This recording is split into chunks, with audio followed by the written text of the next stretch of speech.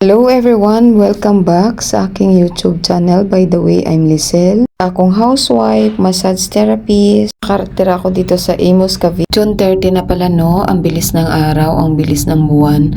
Tapos na yung half year ng 2026. Pagising ko nga sa umaga, ganun pa rin as usual.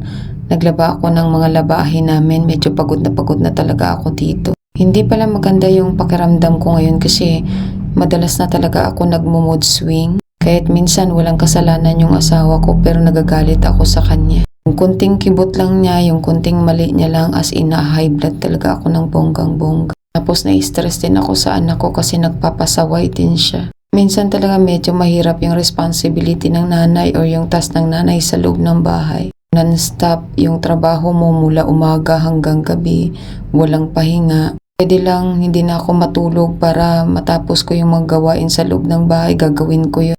Sobrang na-stress talaga ako ngayong araw na to pero thanks God nakapaggawa pa rin ako ng content. Alam niyo ba mami, sobrang nakakapagod talaga yung ginagawa ko kasi nga araw-araw, halos araw-araw talaga ako naglalaba kasi nga 4 po kami na na tawag nito na nakatira dito sa loob ng bahay.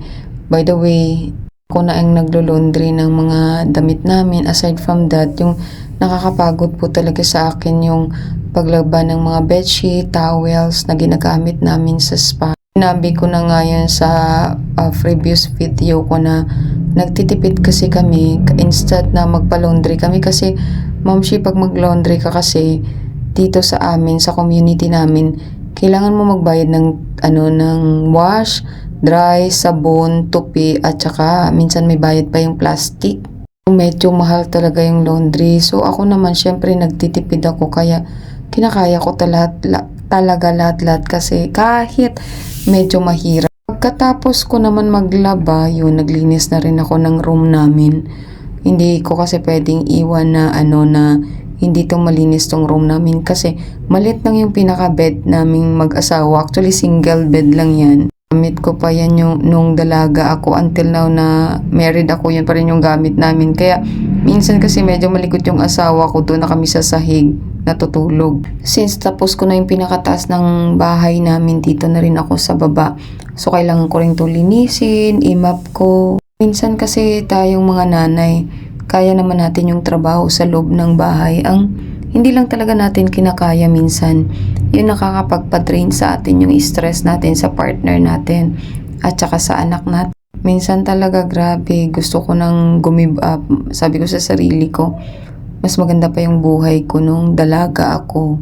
Nga lang, I chose to get married. Masaya naman nung nag-asawa ako. It so happen talaga at sometimes hindi mo talaga iiwasan na na-stress ka sa partner mo at saka sa anak mo, especially ngayong panahon na to. Iba yung ugali ng mga bata, sobrang nakaka-frustrate sila, yung pagod ka na dito sa loob ng bahay pero nagiging burden mo pa sila. Katapos ko nga maglinis nitong aming bahay, kailangan ko pa guys pumunta sa spa. So pag may client, kailangan ko pang mag-massage kaya bugbog na talaga yung katawan ko.